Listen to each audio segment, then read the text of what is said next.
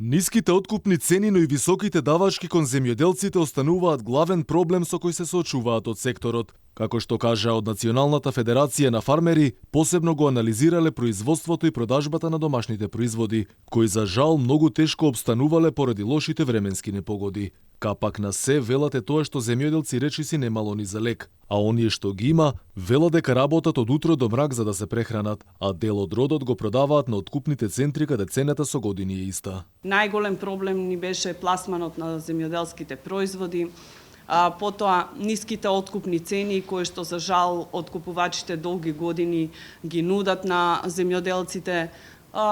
Самите тие проблеми се предизвикани и од самата наша неангажираност, нездруженост од страна на земјоделците.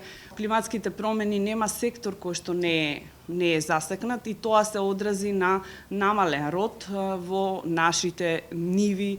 Покрај намаленото домашно производство, земјоделците велат дека земјава полека станува зависна од увоз. За овој лош тренд да не стане уште полош, но и пред се да се задржат помладите земјоделци, државата мора сериозно да поработи на инфраструктурата која е во очено лоша состојба. Моментално на пазарот на труд имаме работна рака која што за жал е над 50 години која што работи во секторот за земјоделство. За жал дел од фармите кај нас во Македонија размислуваат и за увоз на работници од странство, се со цел да се задржи производството, затоа што тоа влие и на намалено производство. Голем проблем во земјоделството представува немањето на сезонски работници, како и големата миграција која е тренд кај младите, но и негативните влијанија на климатските промени кои што прават големи штети во сите земјоделски сектори. Само минатата година Македонија увезла храна во вредност од речиси 900 милиони евра, за разлика од годината претходно, кога во земјава се извршил увоз на храна во вредност од 700 милиони евра,